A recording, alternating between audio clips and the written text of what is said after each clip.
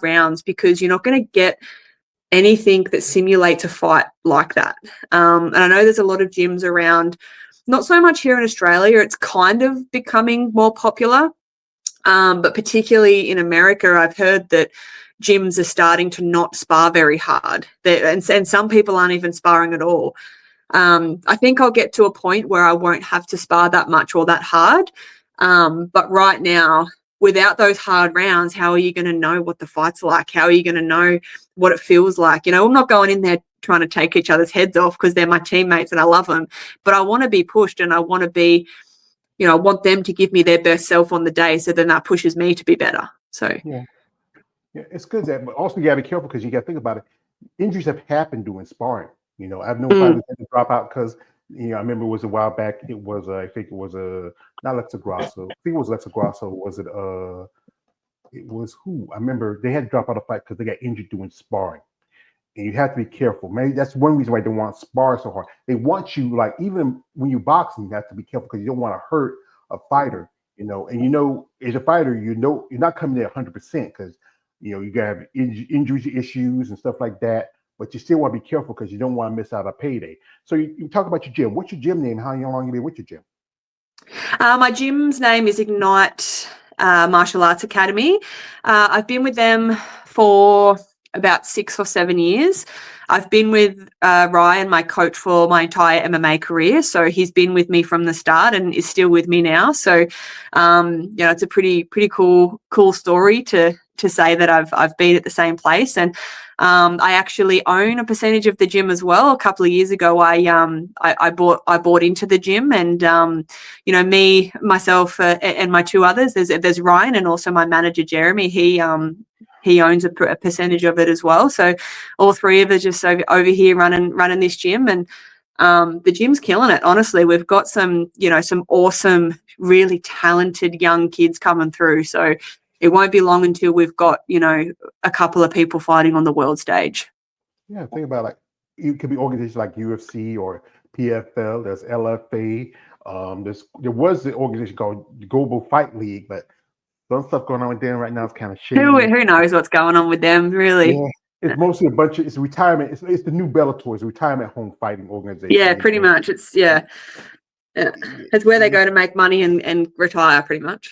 Yes, you know, Holly Holm is there. They're supposed to have a fight coming up, and then it's just, that's the thing is, I think it's hard for fighters to walk away from it. Even I know boxers who stepped away from it came back. You know, the late great George Foreman, he took like almost, you know, over 10 years after he came back to box. You know, even Floyd Mayweather pops every now and then.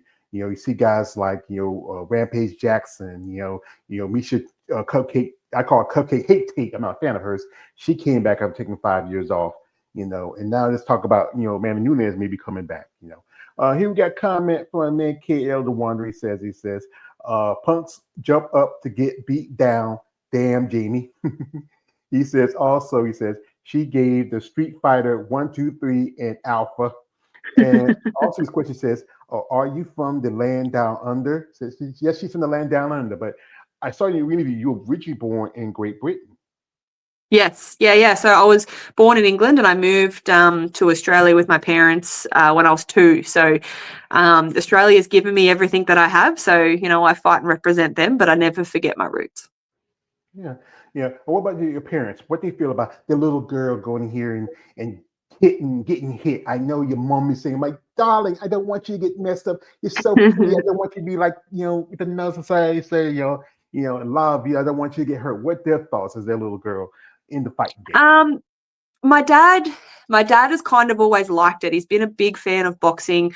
My granddad used to box as well when he was younger. So he's always been a fan of it, but it never gets easier to watch. You know, he always gets really nervous, but he supports me. And my mum, when I first started fighting, she couldn't watch me. You know, she'd come to the event and buy a ticket, but she'd be in the crowd, like covering her eyes and stop it. But now, you know, 10 years later, now she's just like, she loves it. So, you know, I think they've gone from, oh my God, it's my little girl, to wow, like she's legit. So, and you know, touch wood, I haven't been badly injured in a fight.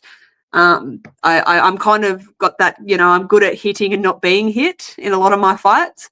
I'm sure the day will come when I'm having an absolute bloody war and it's one of those epic fight of the night moments. But I've done pretty well so far, and I've been able to avoid a lot of damage. So yeah, I've been pretty lucky on that sense. I remember a big few years ago had a fight, and it was, I think it was for the bantamweight title. It was Battle Angel versus, I forgot the other girl's name. She went to UFC after that. It was probably one of the bloodiest fights ever in I would say, women's mixed martial history. I mean, they were bleeding all over the place. I know the other lady, she went to UFC. I think it was Julia. What's the thing? I think she fainted because she was trying to make 125 in one episode, and then I think they cut her after that.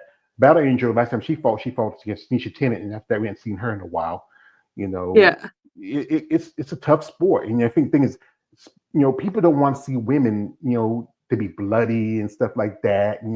It's like, even when I talk about in bodybuilding, how the idea of women having muscle is kind of it shakes people's ideology of femininity. I talk to ladies who have muscles. Like there's right now, there's a lady who I know, she's doing the show competing this weekend. So ladies I've interviewed are competing this week. Today. I'll probably catch it later after I'm done with this. Just finished with the pre-judging this afternoon, and then we're gonna do the finals later this evening. And it's tough there's a lot of sacrifice you have to make, and the time you have to put in, and the work you got to put in there.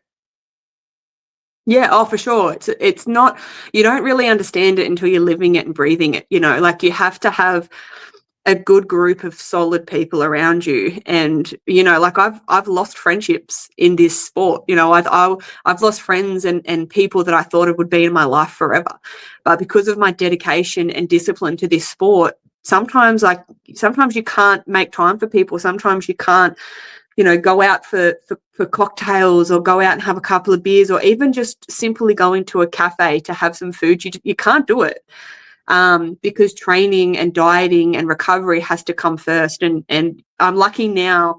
It's taken me a long time to build a group of people and a team of people that have my back, but there's still, still surprises you the amount of people that don't understand it, because you do have to sacrifice a lot. You have to give up a lot in this sport, and it's hard because people just don't understand, and it's hard for you to try and explain it. Yeah, often many ladies in bodybuilding tell me that it's also because they can't go out and do what you want to do. You can't eat like everybody else eat because they're strict on a diet or they're prepping for the show. You know that from experience being a bodybuilder for a minute. And I remember one lady told me how she came to a wedding of a friend of hers, and she had to bring her own food because at a wedding, what's the thing? Chicken, fish, or beef. That's that's what's on the menu, but you can't eat it. You can't even eat the cake because you're prepping for a show. You want to make your weight, because if you don't make your weight, especially if you're fighting for a title, you have to be like, you're doing 145 title, you have to be either, at least you have to be at the like correct weight 145, or you could be a pound lower, but you can never be a pound over, because as long as there's not gonna be a title fight.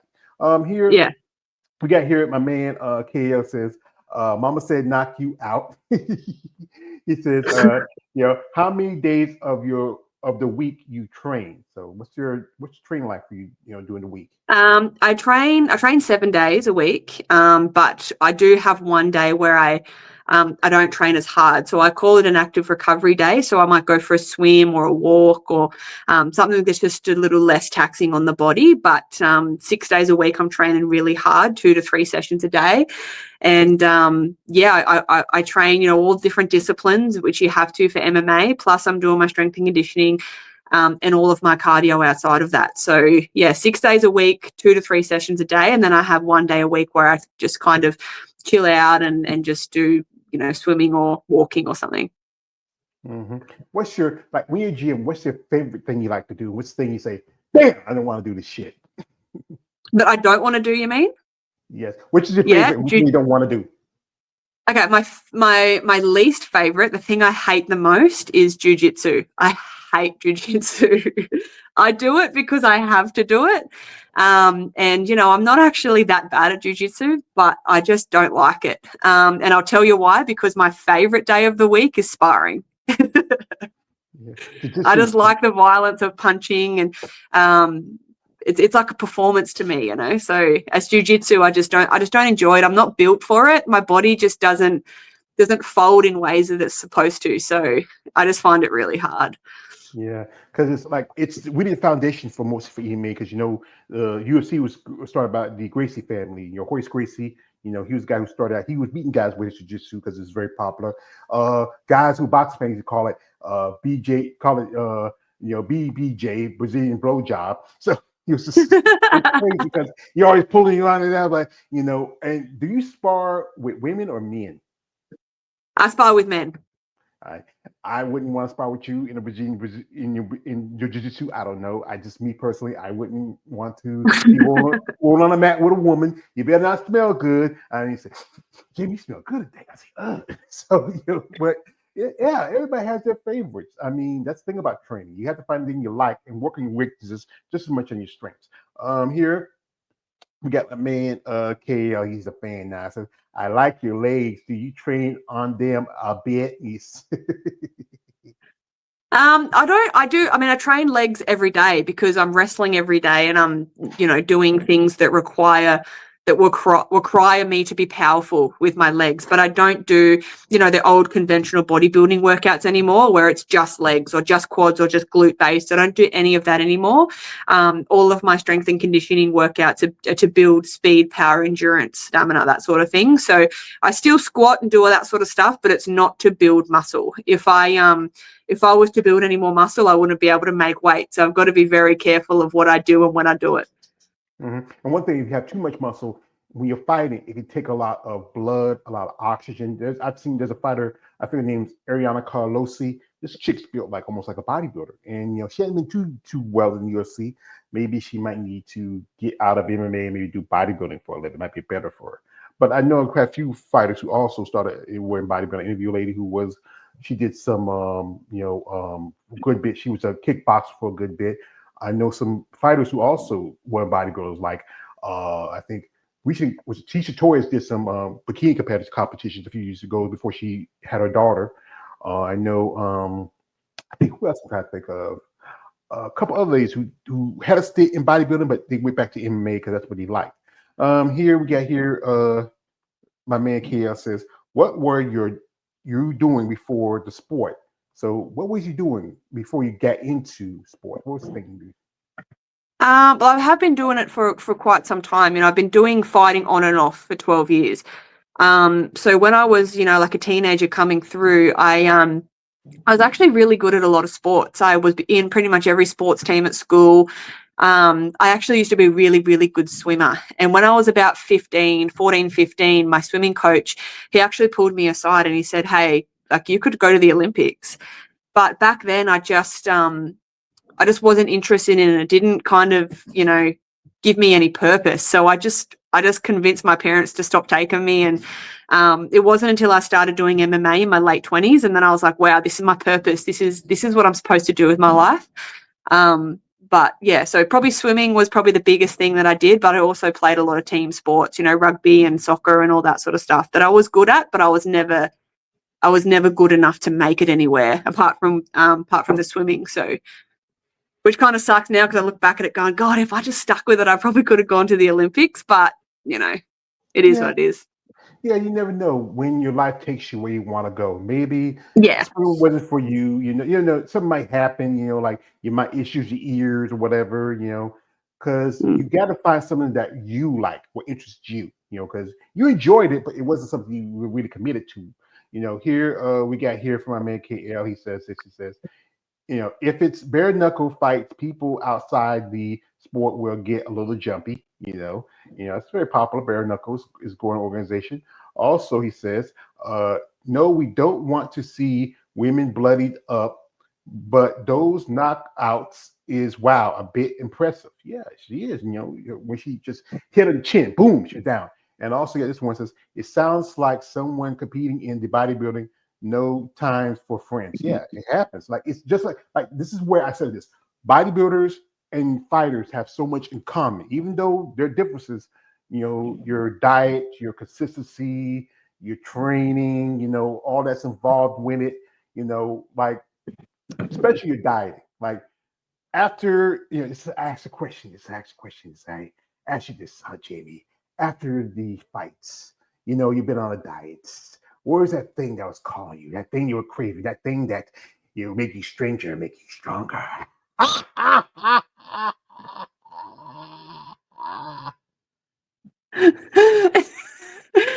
The thing I crave the most is just anything sweet. Hey, like ice cream, chocolate, just anything that's covered in sugar is what I want the most. Yeah, I mean, just about everybody likes sugar, something salty, because you're on. Yeah, some pretty much everybody eat by like a bodybuilder. You can't have too much heavy stuff, low carbs. You have to be hydrated. You need a lot of things because you want to bring. Because right now there's your fighting weight and there's your walking around weight, and you fight at 145, and you walk around like about 160. What? I walk around. Nah, I walk around. I don't really know what it is in pounds because in Australia we work in kilos. But I'm walking around like mid to late 70s. So I think that's like 155, no, 170. I'm not sure what it is in pounds. I have no idea. I But don't know. about 75 ish to late 70s is where I walk around outside of Yeah. camp. So Yeah, yeah. We America. We got different metrics here because we're America. So it's fine. But yeah, I think that's a big difference when you walk around with and you fight weight because you want to come in because be able to move. Because if you don't have any excess fat on you or instead of getting too much muscle mass, it can slow you down. Like you said again with your fight with Abby, you came in just in a month's prep and you were tired, you wear it out because you didn't get that full like you fight with Jackie, that full almost 3 to 4 months was enough time for you to get ready. But a month is not enough because we really have to. And cutting weight, this is the thing is cutting weight is really dangerous, especially when it comes to women, because women and men, our bodies are different. I mean, we can cut weight pretty good. I remember I was one point, I was almost 500 pounds because I took care of my mom for a long time. She was sick, and I wasn't taking care of myself. I put myself to the side, and then I saw how I really was getting a lot of weight. So I decided, what, let me pull up a few things. Let me change my diet. I'm not going to be perfect. I'm not trying to be a bodybuilder. I'm not trying to be a fighter. Just trying to find something to help me live a little longer. And I'm now at like under 400 pounds. And it'll take us men because we have natural testosterone in our system. It'll take us long to lose, body mass. But it's hard for y'all women because women, you have higher BMI. You have it in your hips, your breasts, other places where we don't have it. yeah, exactly. For women, it is harder for us to lose weight, and we do get to a certain point where we call it essential fat. I think they call it the same in bodybuilding. It's essential fat, and once you go below that essential fat, your body can't do its natural functions as a female. So as a female, as you know, the goal of the female is to have a baby, right? So when you start getting super lean and really muscular and some women lose their periods and they're just not healthy. But sometimes to be able to reach the certain weight or a certain physique, you have to do that. Like I don't have a choice. I probably should be fighting at 155. That's more of a natural weight class for me. But to get to featherweight, it's hard. I have to have notice to be able to get down to that weight. I can't just do it like randomly. I've got to know about it and be able to talk to my dietitian and my coaches to be able to get to go down in weight. But I do see a lot of comments from people in regards to men's MMA, and they're like, well, why are these people cutting so much weight? Why don't they just go up in weight? And it frustrates me sometimes because people are like, why are they cutting so much weight? Just go up in weight. But it's not as easy as just going up in weight. It's not as easy as people think it is. Like, because then when you go up in weight, you're fighting heavier people. But as a woman, unfortunately, we don't have the option. The heaviest weight class is my weight class. So I don't have the option of going, oh, fuck it, I can't make featherweight anymore. I'm just going to go up to lightweight because there's no girls.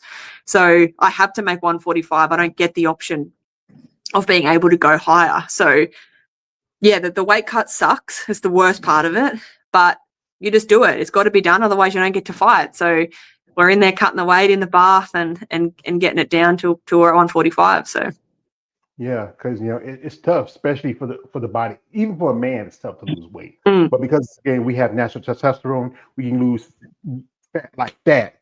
Some of it's not yeah, all. Some of it could be water weight, but then it takes the time. You need that more time. Especially, I think it should be more guidelines, especially for women, especially for your safety, yeah, because There was a while back a young lady who was cutting weight for a fight. She was like 12 weeks out at the time, and she died. And she was taking diuretics, and that's not healthy for you. You have to be. It takes time. You don't want to rush it. But everybody, especially with our young people like yourself, you're a young person. You want everything quick, fast, in a hurry. But it doesn't work like that. It takes time. No. And also, I say this often: you must understand the process before you trust the process. What's involved in it, and people like I talk about on my channel. We do podcasts every Monday. We talk about how education is important for anybody. It's easy for people outside saying, "Hey, you can't." Yeah. But if you don't know it, educate yourself. Ask questions. Say, "Hey, what's involved in it? What you have to do?" I want to learn. Be open and willing to learn. But if you're not, you're just gonna be ignorant. Here we got my man. Shout out to Ben. Kelly says, "What is the discipline you practice?" So obviously I do MMA, but within MMA you have to be good at everything. You have to be good at striking. You got to do boxing. You got to do wrestling. You got to do jiu-jitsu. You got to have your strength and conditioning. So depending on obviously who I'm fighting and who my opponent is, will depend on what I focus on for that camp. So for my last camp with Jackie, because she's a really good wrestler, NCAA wrestler, I did a lot of wrestling. So I did a lot of wrestling, a lot of takedown defense, and all that sort of stuff. I still did the striking and still did all that, but I was mainly focused on the wrestling.